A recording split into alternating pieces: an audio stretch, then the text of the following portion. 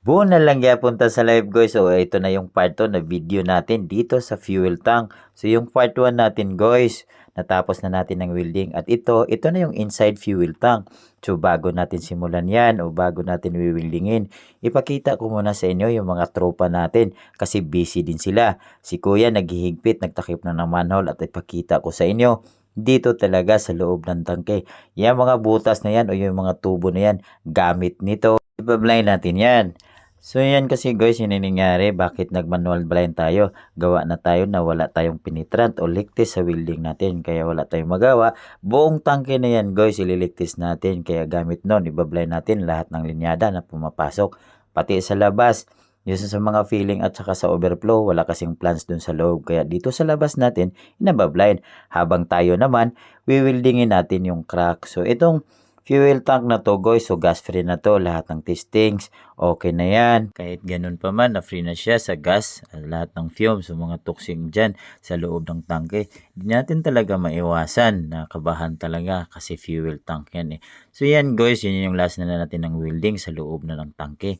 Kasi nung nakaraan, doon sa likod niyan, doon sa ilalim ng void tank, natapos na natin ng welding. Yung video natin, doon yun sa part 1, kung makikita natin dyan. So ipakita natin guys kung anong resulta ng welding natin.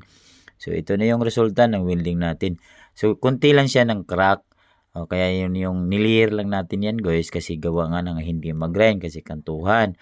Pero goods na yan guys, niliri. Pagkatapos ng welding guys, so lilinisan na natin. So dinakot ko lang yung tubig, punas sabay punas para maligtas na natin at ipakita ko sa inyo sa labas yung blind natin guys. Ito na yung sistema natin kung paano tayo mag-blind. Ito yung sa overflow at saka filling. So yan lang guys, yun yung mga senaryo natin o ginagawa ng pang-blind para maligtas natin ng buong tangke.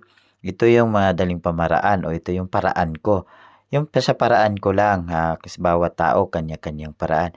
Habang goods na ang lahat na na-blind, so tinawag ako ng kapatid ko. Tapos na daw sila nagkarga ng eri, 2 bars lang daw sabi ni superintendent. Pero tiningnan ko sa kostado ng tangke, medyo lumobo kaya sabi ko puntahan na natin para maligtas to. Ito, niligtas na namin to gamit ang tubig na may sabon. Sa awa ng Diyos, wala namang butas. Pero kung ako magdesisyon talaga nito guys, kasi ako yung gumagawa, kahit hindi ko na iniligtas yan. Pero yung welding na yan guys, goods na yan, naligtas na namin. Pero hindi lang yan, niligtas namin. Lahat ng welding same, niligtas din namin para makasigurado kami yung tangke, wala nang butas talaga.